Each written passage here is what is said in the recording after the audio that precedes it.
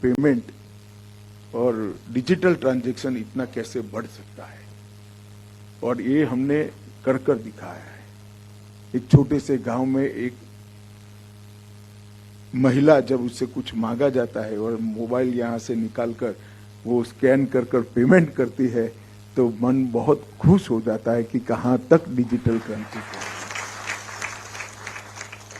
और समग्र विश्व में डिजिटल क्रांति के, डिजिटल ट्रांजैक्शन के क्षेत्र में सबसे तेज बढ़ने वाली अर्थव्यवस्थाओं में 2 साल से भारत का नंबर है। और मुझे मालूम है कि अगले 4-5 साल में हम टॉप पर पहुंच जाएंगे। इस प्रकार की व्यवस्था अब देश में हुई, इंफ्रास्ट्रक्चर हुआ है, और कई सारे देशों ने, लगभग 80 देशों ने हमारी ऑनलाइन पेमेंट सिस्टम को हमसे मांगा है, और भारत ने भी सहर्ष देने का एग्री किया है। तो ये बहुत बड़ी क्रांति हुई है।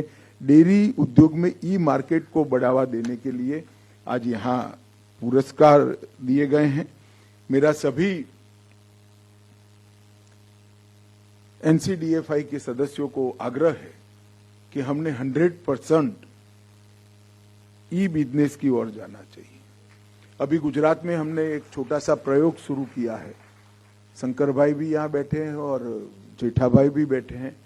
पंचमहाल जिला डेयरी और बनासकांठा जिला डेयरी और गुजरात स्टेट कोऑपरेटिव बैंक के सहयोग के माध्यम से हर किसान को हम रुपे कार्ड दे रहे हैं। हर गांव की डेयरी को बैंक मित्र बनाकर एटीएम दे रहे हैं, और हर डेयरी का और हर किसान का अकाउंट डिस्ट्रिक्ट कोऑपरेटिव बैंक में ट्रांसफर कर रहे हैं। अकेला बनासकांठा जिले के अंदर 800 करोड़ की डिपॉजिट बढ़ी है और 193 एटीएम कार्यरत हो गए हैं, और हर किसान के पास 96% किसान के पास रुपे डेबिट कार्ड आज पहुंच चुका है। अब इसको किसी के पास जाने की जरूरत नहीं। उसका दूध का पेमेंट सीधा डिस्ट्रिक्ट कोऑपरेटिव बैंक बनासकांठा के इसके अकाउंट में जमा होता है। इससे जुड़ा हुआ रुपे कार्ड उसके पास है। उसको कहीं से कुछ भी खरीदी करनी है तो कर भी सकते हैं, और कैश चाहिए तो अपने गांव की डेयरी के एटीएम से कैश उठा लेते हैं। अगर ये मॉडल हमने पूरे देश में स्वीकार किया, मैं सभी देश के अग्रणी डेयरी के कर्ता धर्ता यहां है, मैं सभी को आग्रह करता हूं कि कोऑपरेशन बिटवीन कोऑपरेटिव, वो जब तक नहीं करते हैं कोऑपरेटिव क्षेत्र का विकास नहीं हो सकता है। तहसील सहकारी संघ का अकाउंट भी डिस्ट्रिक्ट कोऑपरेटिव बैंक में होगा। सभी खेत उत्पन्न बाजार समिति एपीएमसी का, सभी किसानों का, व्यापारियों का और समिति का अकाउंट कोऑपरेटिव बैंक में होगा। सभी डेयरी का, सभी किसानों का अकाउंट कोऑपरेटिव सेक्टर में होगा।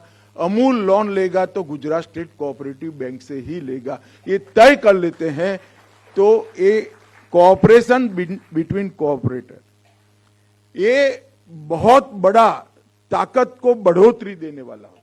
और मैं आपको विश्वास दिलाता हूं, आप बाकी सारे ये इनाम बिनाम मत बांटिए। अपने डिजिटल ट्रांजैक्शन में इससे ज्यादा बढ़ोतरी कभी नहीं हो सकती, क्योंकि हर किसान अगर रुपे कार्ड लेकर आगे बढ़ता है, हर किसान का पेमेंट इसकी डिस्ट्रिक्ट कोऑपरेटिव बैंक में हो जाता है, और फिर आपका भी कोऑपरेटिव बैंक के माध्यम से होता है, तो मुझे लगता है कि आने वाले दिनों में कोऑपरेटिव की स्ट्रेंथ को बहुत बड़ा बढ़ावा मिलेगा।